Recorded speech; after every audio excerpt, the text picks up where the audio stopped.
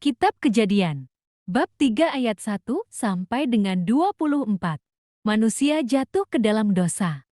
Adapun ular ialah yang paling cerdik dari segala binatang di darat yang dijadikan oleh Tuhan Allah. Ular itu berkata kepada perempuan itu, "Tentulah Allah berfirman, semua pohon dalam taman ini jangan kamu makan buahnya, bukan?" Lalu sahut perempuan itu kepada ular itu, "Buah pohon-pohonan dalam taman ini boleh kami makan. Tetapi tentang buah pohon yang ada di tengah-tengah taman, Allah berfirman, jangan kamu makan ataupun raba buah itu, nanti kamu mati." Tetapi ular itu berkata kepada perempuan itu, "Sekali-kali kamu tidak akan mati." Tetapi Allah mengetahui bahwa pada waktu kamu memakannya matamu akan terbuka, dan kamu akan menjadi seperti Allah, tahu tentang yang baik dan yang jahat. Perempuan itu melihat bahwa buah pohon itu baik untuk dimakan dan sedap kelihatannya, lagi pula pohon itu menarik hati karena memberi pengertian. Lalu ia mengambil dari buahnya dan dimakannya dan diberikannya juga kepada suaminya yang bersama-sama dengan dia, dan suaminya pun memakannya. Maka terbukalah mata mereka berdua dan mereka tahu bahwa mereka telanjang. Lalu mereka menyemat daun pohon ara dan membuat cawat.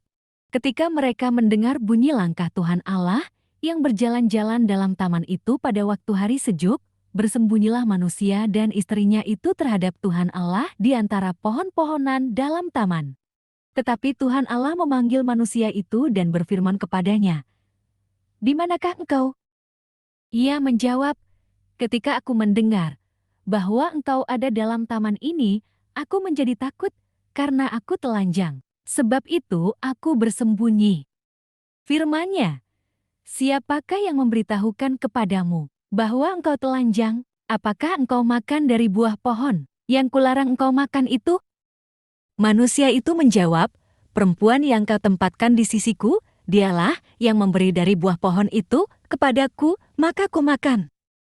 Kemudian berfirmanlah Tuhan Allah kepada perempuan itu, "Apakah yang telah kau perbuat ini?" Jawab perempuan itu, "Ular itu yang memperdayakan aku, maka ku makan."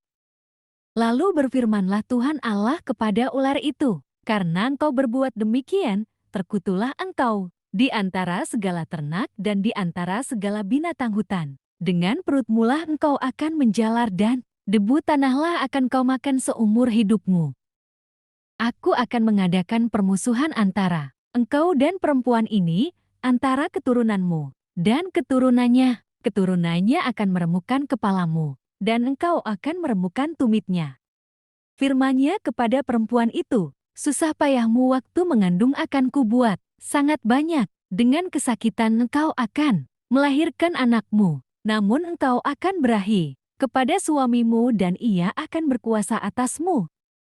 Lalu firman-Nya kepada manusia itu, "Karena engkau mendengarkan perkataan istrimu, dan memakan dari buah pohon yang telah kuperintahkan kepadamu, jangan makan daripadanya, maka terkutuklah tanah karena engkau dengan bersusah payah.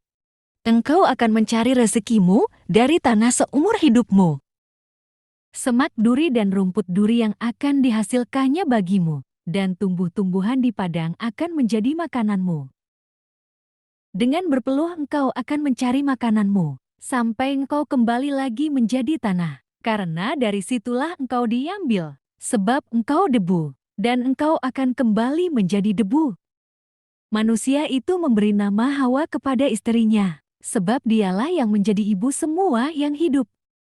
Dan Tuhan Allah membuat pakaian dari kulit binatang untuk manusia dan untuk istrinya itu, lalu mengenakannya kepada mereka. Berfirmanlah Tuhan Allah, "Sesungguhnya manusia itu telah menjadi seperti salah satu dari kita, tahu tentang yang baik dan yang jahat. Maka sekarang jangan sampai ia mengulurkan tangannya dan mengambil pula dari buah pohon kehidupan itu dan memakannya, sehingga ia hidup untuk selama-lamanya." Lalu Tuhan Allah mengusir dia dari Taman Eden, supaya ia mengusahakan tanah dari mana ia diambil. Ia menghalau manusia itu dan di sebelah timur Taman Eden, ditempatkan beberapa keruk dengan pedang yang bernyala-nyala dan menyambar-nyambar, untuk menjaga jalan ke pohon kehidupan. Demikianlah sabda Tuhan. Dari Kitab Kejadian, bab 3 ayat 1 sampai dengan 24.